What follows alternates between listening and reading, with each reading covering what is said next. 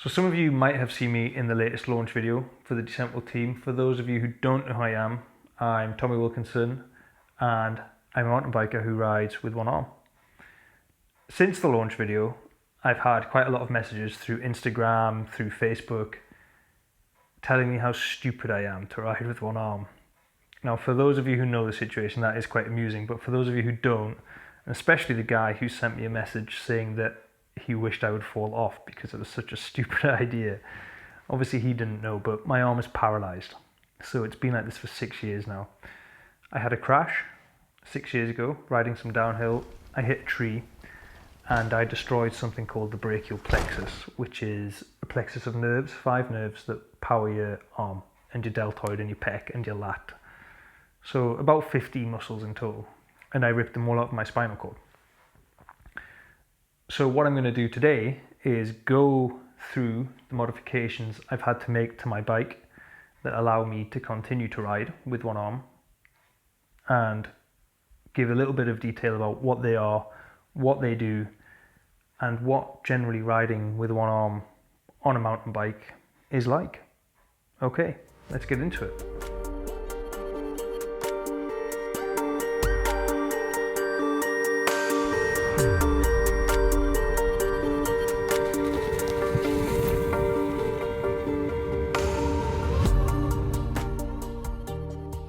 So one of the main things that I've had to do is modify my brake and handlebar setup.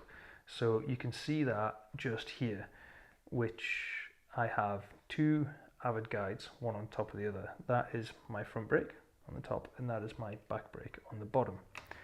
And what I've also done is had to modify my grips ever so slightly. So you can see here, I have a cut down fun combat grip. That's 7 centimeters in length. I found that to be the optimal length. Too short and I have too much grip on my grip shift, so if I'm riding steep stuff there's a chance I accidentally slide forward and move the grip shift and then you lose your balance and your stability and everything else like that. So this is really important to get this dialed in. So this is how I hold it, just like this here, and that's how I brake. And my grip shift is in reverse, so if I want to change gear, that takes me down a gear. Shouldn't do this by the way. And that takes me into a smaller gear. So as in, that takes me down into 12. That puts me back into first. So it's the wrong way around because obviously it's a right-handed shifter, but it works perfectly.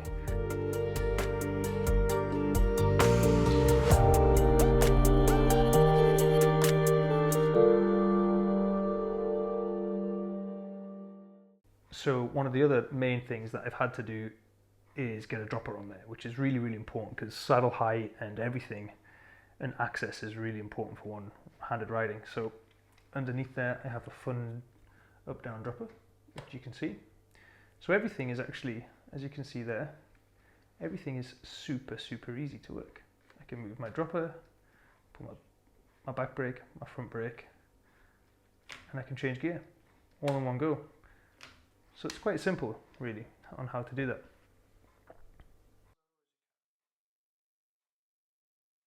Okay, so one of the other things that is really crucially important is the Hopi steering damper, which is right here, which I can't really show you too much of from this angle, but as you can see that's quite stiff for me to turn and then it gets easier. So it's very stiff and then easy, so stiff, easy. And the way this works is, this is a sealed cartridge unit within here. So you have your bottom bracket here, which is your top mount for want of a better word, and you pop your top headset cup out, which is a ZS44 on this Radon. I then press everything together with this bracket underneath the top headset cup. So that is a press fit in. Has a little grub screw on the front here, which I then clamp up.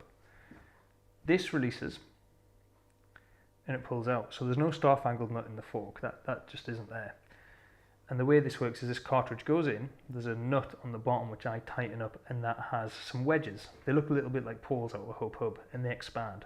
So they become effectively a star-fangled nut. So within inside that chamber is, we think, because there's a lot of patents on it and I've not exactly been told what is in it, so I'm guessing, but we think there's a ball bearing chamber, like a threshold. So anybody who remembers an old Fifth Element shock, or any shocks like the Manitou 6-way that had a pedal aid, which was a ball bearing, until he pushed past that threshold, which then allowed the shock to activate fully. This is how we think this works. So you turn it, and the bearing is in place there, allowing the damping through the shims and the stacks. When I get to that point, the ball bearing moves out the way and there's no damping left anymore. So that's really crucial for one-armed riding. Without that, there's too much feedback. Without it, the bar's like this constantly. You just can't ride. So that really is the fundamental thing for riding with one arm. It's a crucial bit of kit.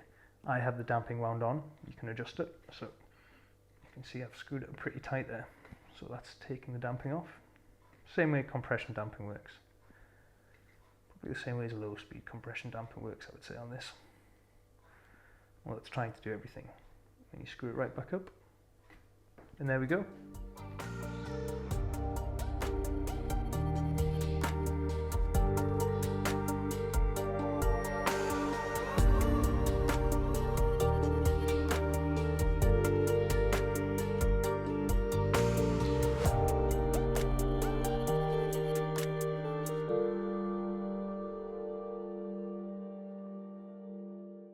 Obviously that's the stuff I have to do for one hand, but the bike itself is just a super nice bike. It's a Radon Swoop 170 in the 29er.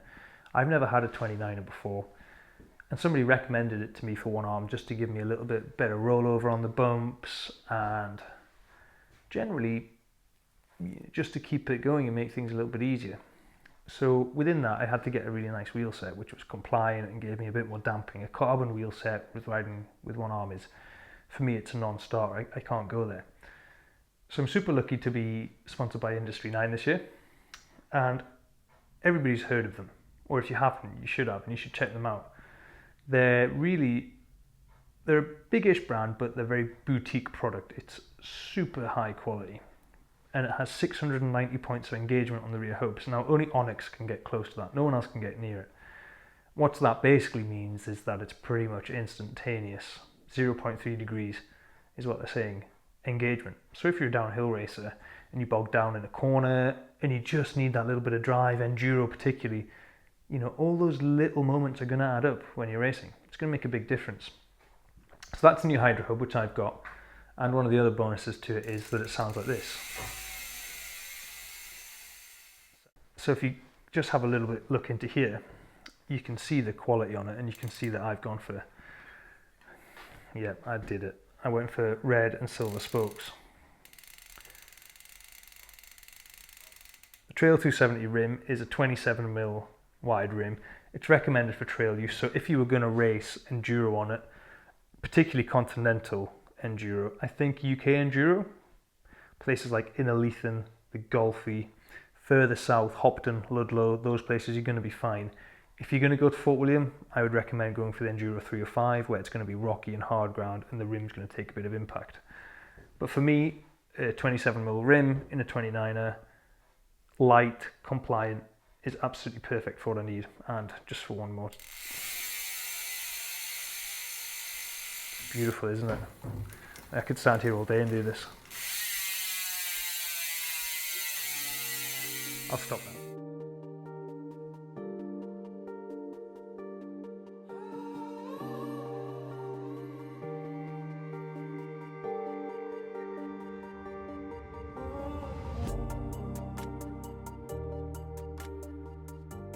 So one of the other cool things I have on this bike is the Industry 9 matchsticks, which is basically a toolkit that sits within what would essentially be your Maxell.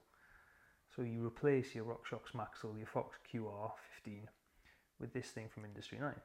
So what that means is that you essentially have this really, really cool feature whereby